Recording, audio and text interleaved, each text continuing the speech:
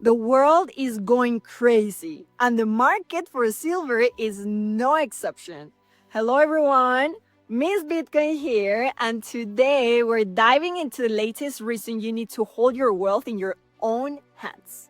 Silver is a commodity used in a wide variety of industrial applications from solar panels to batteries and beyond. And of course, many electronic devices that power our modern world require silver. It's no wonder that people outside of these industries are tempted to speculate on silver and try to earn fiat profit from buying paper receipts for this precious metal. The long story short is that a couple of weeks ago, the price of silver spiked, reaching over $80 per ounce. This likely happened for a number of reasons, or a combination of them. First, people are expecting interest rates to fall, which means that non-yield assets like silver, gold, and Bitcoin become more attractive. Second, silver, like gold, is viewed as a traditional safe haven asset, with tensions rising in varying places around the world. People tend to flock to what they know, and specifically to assets not overtly controlled by governments.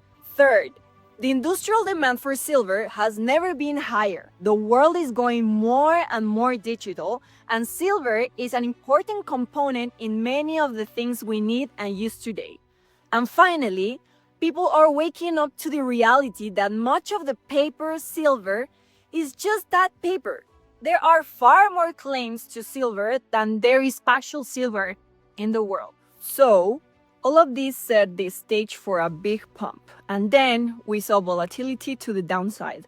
Margin requirements were raised by the CME, so traders were forced to liquidate their silver if they didn't have the cash on hand. Plus, silver buyers just saw their bet pay off and wanted to get out while they were in the green. The market went from euphoria to panic selling quickly. And to add to all of this, there is now an unconfirmed rumor that a major bank with large silver positions failed to meet their margin call because they didn't have the cash. This forced them to sell a lot of silver, creating further downward pressure on the price. So, you're watching a Bitcoin channel. What does this mean for you? Well, it's another perfect example of why you need to hold your own wealth and avoid speculating or taking on leverage. Silver holders that just sat with physical coins in their home may have seen their wealth go up and down, but they still held the underlying asset that is in clear demand for its industrial uses. Meanwhile, those gambling with shorts were margin call and many others were left wondering where things stand. Is the volatility over? Is a major bank actually at risk of failing? What does this instability mean for government intervention in the market? The same questions arise for people who mess with paper Bitcoin. Does my custodian really hold the Bitcoin they say they do? What if they experience a data breach? What if I get margin call on my Bitcoin backed loan because of a sharp drop in the price? Those of us with Bitcoin 100% self-custody have none of these concerns or anxieties.